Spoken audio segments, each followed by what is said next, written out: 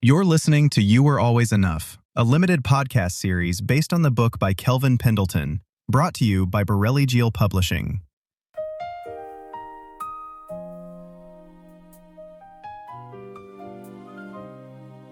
My name is Kelvin Pendleton, and thank you for joining me on this podcast where I present information about my book, You Were Always Enough.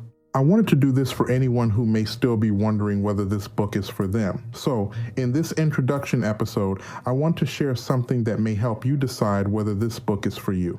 I was having conversations with people, and I was also seeing things on social media that compelled me to create the concept for this book. The question that kept coming up was this: what do we do when we give all we can and still feel like we are falling short? I could relate to some of the conversations I was hearing, so I decided to write a book that would help people understand what is going on. But something interesting happened along the way while I was completing the manuscript. After I did the research, decided what topics I would cover, created the outline, and began writing the book, I started to see myself in what I was writing. When I finished the first draft, I decided I wanted to add a personal touch to it. I wanted to explain, by example, what was being discussed in each chapter so everyone who reads it will have a good understanding of what is being presented. So I took the manuscript and had AI analyze it to determine the best places where that personal content was needed. But instead of simply pointing out where to add it, the tool also created questions for me. It gave me probing questions, and how I answered those questions would become the personal content I used in the chapter. Suddenly, I understood what it felt like to be on the other side of those questions, because the questions were similar to what I would use when counseling or coaching someone. When I answered all of the questions and inserted those responses into the book, I discovered something important. I found patterns in my life that were still affecting me today. Throughout the book, you will read about how these patterns form and how they affect the way we behave and perceive the world around us. Anyone who knows me personally has heard me say that I preach to myself before I preach to others. That is exactly what this book did. It allowed me to pause long enough to become aware of how the information being shared impacts me and what I can do with what I have learned. That is what I call mission accomplished, because that is exactly what I want for you. Now, you may be thinking that perfectionism is not something you struggle with. I understand that because I said the same thing until I did a deeper study into what perfectionism is. At some point in our lives, we have all experienced the desire to perform. It could be what we did to get the dream job, land a music gig, or attract the cheerleader in high school. We adapted from who we are to what that person or situation expected from us. Sometimes that may look like becoming an athlete to attract the pretty girls. It may look like changing our tire to fit in with a particular social circle. It may look like working extra hours to attract attention so we can get the promotion. And in the middle of all that changing and adapting, we may be moving away from who we are. But we often tell ourselves that it is okay. We hear about reinventing ourselves or creating a new version of who we are. There are coaching programs designed to help us redefine our lives so we can get what we want. But sometimes, in the process, we sacrifice who we were created to be. Almost everyone I have ever coached has heard me say that we do not necessarily need to become new. We need to discover who we are, embrace it, and learn how to maintain life based on who we are. Now, I do not mean that we should not learn new skills or learn how to relate to other people, because there are things we must do to grow and mature. But growth can happen without sacrificing who we were created to be from birth. Some of you talk a lot, and it's for a reason. Some of you are quiet, and that is for a reason also. And some of you are bold, and it's for a good reason. Likewise, some of you are observant, and all of these examples are for a reason that matters to who you are and who you were created to be. So many times, we advise the person who talks a lot to talk less. We advise the quiet person to talk more. We tell the bold person to calm down, and we tell the observant person to be more assertive. But sometimes, when we do that, we may unintentionally move people away from the very traits that make them effective. For example, we can take someone who has a disposition to be a counselor, and if they lose the ability to listen, they may end up doing all the talking while never truly hearing their client. Or we can take an observant medical professional, push them to be more assertive, and they may begin to miss important details. To be the best version of you, you must learn who you are. I am talking about the version of you that was there from birth. Both scripture and science agree that in the womb, what we need to succeed is formed in us. Scripture says it is by the hands of God, and science points to things like epigenetics and DNA. So much of who we are, including our personality, the way we look, the way we speak, and even how tall we will be, is determined in the womb. This book encourages you to become aware of who you are and learn to be content with that person. With mistakes, scars, quirks, and things we do not fully understand, we can still be successful in life. We can still enjoy relationships, and we can do so without the stress that comes with performance. If you have ever felt you were not good enough, or if someone made you feel like your efforts were not enough, this book is for you. If it feels like the bar keeps getting raised or the finish line moves just before you cross it, this book is for you. I enjoyed writing it, and I enjoyed sharing stories from my life to help relate to the information being shared. Throughout the book, you will see the progression of two characters who were created to show how life can be shaped through awareness and how people can begin trying to do things differently. You will read their progression alongside stories I share from my own life, including how I progressed from the trap of performance and perfectionism. In this podcast series, I will share a little of the book at the beginning of each episode. Then there will be a short presentation that serves as a conversation about key points made in the book. And finally, stay tuned for the last episode where I will debut the demo of my new song, Always Enough, which will serve as the theme song for this book. I enjoyed writing that song, and I cannot wait for you to hear it. Thank you for listening. And now I hand over the mic for the discussion so you can learn what to expect when reading my book, You Were Always Enough. Hey, thank you for joining us. If you're listening to this right now, I want you to know something before we even get started. Whatever brought you here today, whether it was a title that caught your eye, a recommendation from a friend, or just a feeling in your gut that told you this might be for you, I'm glad you're here. I really am. And we mean that, because the kind of person the series tends to find is usually the kind of person who doesn't hear that enough.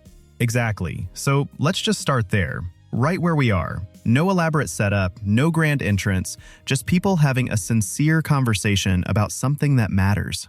I love that. And I think that's actually a good way to describe the book that inspired all of this. You Were Always Enough is not trying to be a self-help textbook. It doesn't come at you with a 10-step formula or a motivational charge. It feels more like sitting down with someone who's been through something real. That's the heart of it. And I want to start today, in this very first episode, before we even get into the specific topics, by just walking through what this book is really about. Not summarizing every chapter, but giving you the honest map of what this journey looks like. I think that's smart, because the title itself might catch some people off guard. You Were Always Enough. Some people hear that and immediately feel hopeful. And some people hear it and quietly think, well, you don't know me very well. Right, and both of those reactions are valid. Because here's the thing. Most of us have been living under a kind of quiet pressure for so long that we've stopped noticing it. It just feels like normal. It feels like responsibility, or ambition, or being a good person, or just doing what needs to be done. But underneath all of that, what is actually happening? Underneath it, a lot of people are carrying this steady, low-level fear that they're not measuring up, that they're behind somehow, that if they slow down or stop pushing, everything is going to fall apart, or that people are going to see something in them that they've been working very hard to hide. And that fear is so quiet that it almost becomes like background noise. You stop hearing it as a fear, you just hear it as motivation. This is part of what makes it difficult to deal with. From an external view, it may appear as drive, passion, dedication, or strength. However, internally, it can be draining. Let's talk about the phrase itself. You were always enough. Where does that come from, and why does it matter so much? It matters because most of us have been operating from the opposite belief our entire lives. We've been living as if we need to become enough. Worth is like a quality you develop and earn, showcasing itself through consistent performance, results, and always meeting expectations over time. And that's a very common message. It's almost baked into the culture. It is, and it doesn't always come from bad places. A lot of us learned it from people who loved us, such as parents who pushed because they wanted us to succeed, or coaches who were hard on us because they believed in our potential, or even teachers who raised the bar because they saw something in us. The message wasn't always, "You're not enough." Sometimes it was dressed up as encouragement. But it still left a mark. Yeah, it still left the impression that what I am right now isn't quite enough, that I need to do more, be more, or prove more. Over time, that impression turns into a lens through which you view yourself, your relationship with God, your reactions to failure, and how you treat yourself when you don't meet expectations. That's a really important point. How we see ourselves shapes everything downstream. I agree. It shapes everything. This book truly begins here, with that inner voice, your internal narrator that has been commenting on your life for as long as you can remember. It notices every mistake, keeps track of your shortcomings, and rarely allows you to celebrate your victories without immediately highlighting what you could have done better. That's the inner critic. That's the inner critic. And we spend a lot of time in this series talking about it. Not just naming it, but understanding where it came from, how it operates, and honestly, how it convinced most of us that it was helping us. What do you mean by that? How does the inner critic convince us it's helping? Because it disguises itself as standards. It says, "I'm just keeping you honest. I'm just making sure you don't get lazy." Or, "I'm just holding you to a high level." And in small doses, that kind of self-accountability is healthy. But when that voice becomes the loudest voice in the room, when it's relentless and never satisfied, it stops being a helpful standard, and it kind of starts being a form of self-punishment. And I think a lot of high-achieving people who are genuinely doing good work in the world, don't realize how much that voice is costing them. That's one of the central tensions in the book. Because the person reading it is often not a person who is failing by any obvious standard, they're showing up, contributing, and demonstrating dependability, responsibility, and strength. They're also the person everyone turns to when things go wrong. And they're exhausted. Yep. And they can't quite figure out why. Because from the outside, everything looks fine. They're doing everything right, but they still feel like they're running behind. That's a lonely feeling. To be doing well by every external measure and still feel like you're barely keeping up. It is, and the book directly addresses that loneliness. Not with empty comfort, but with genuine understanding. It says, "I see you. I know how this feels, and I want to walk through it with you." Let's talk about perfectionism for a minute, because I think it's easy to dismiss that word. People hear perfectionism and they think of someone who color codes their calendar or alphabetizes their pantry. But that's not really what we're talking about here, right? Right, and I love that you brought that up because perfectionism in the book is defined much more broadly. It's not about being neat or organized. Perfectionism, the way this book describes it, is a way of managing fear. It's the habit of trying to control outcomes because you're afraid of what failure would say about who you are.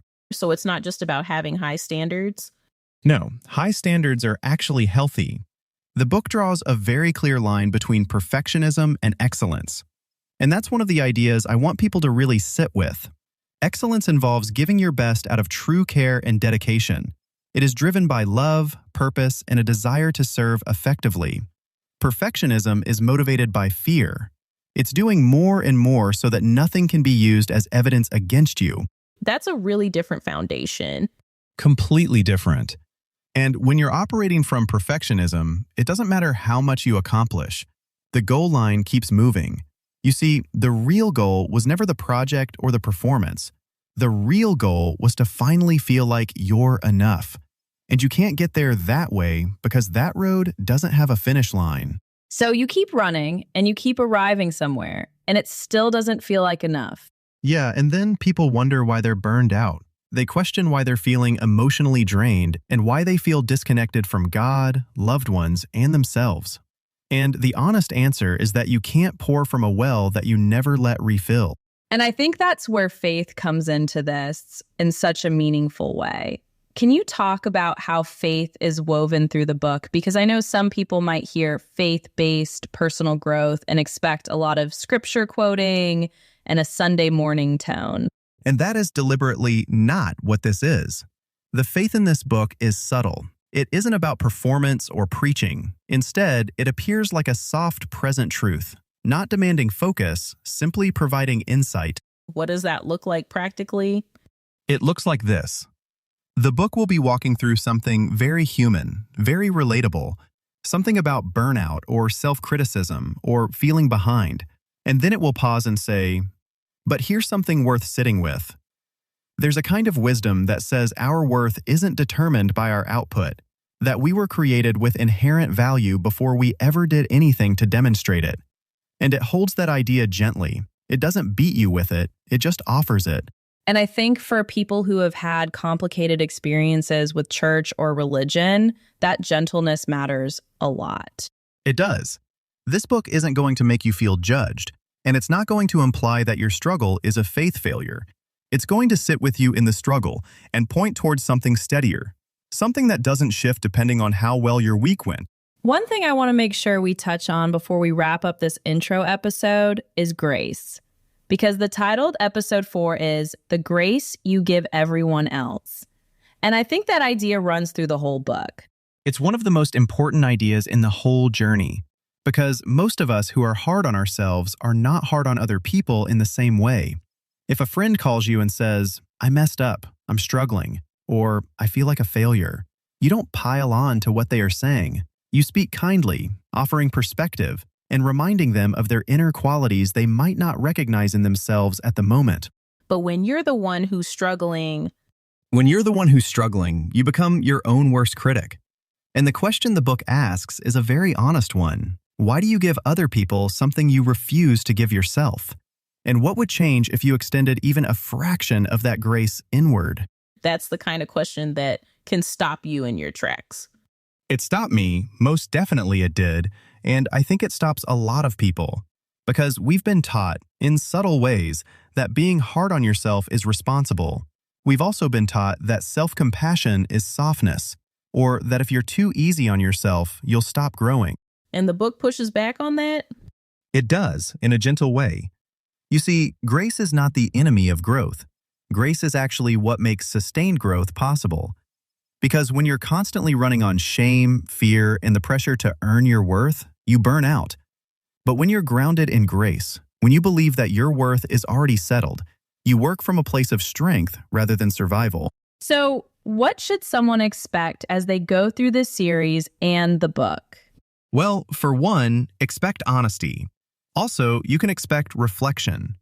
And expect to recognize yourself in some of the stories and examples, and feel a little seen in ways that might be surprising. Just as in the book, expect some questions at the end of each episode that are worth sitting with, not just answering quickly, but genuinely thinking about. And what should they not expect? They should not expect a quick fix.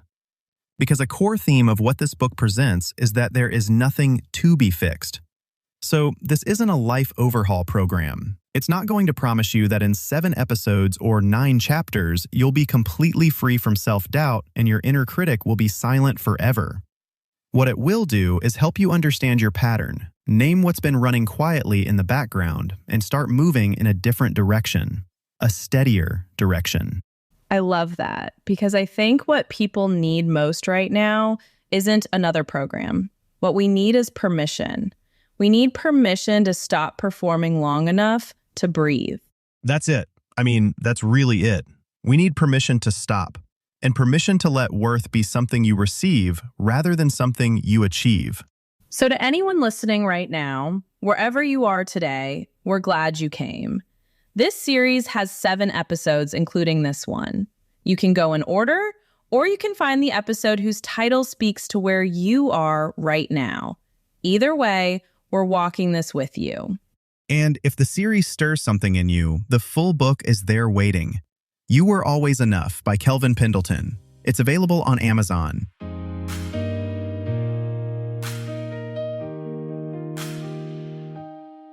Thank you for listening to You Were Always Enough, a limited series based on the book by Kelvin Pendleton. We'll see you next time.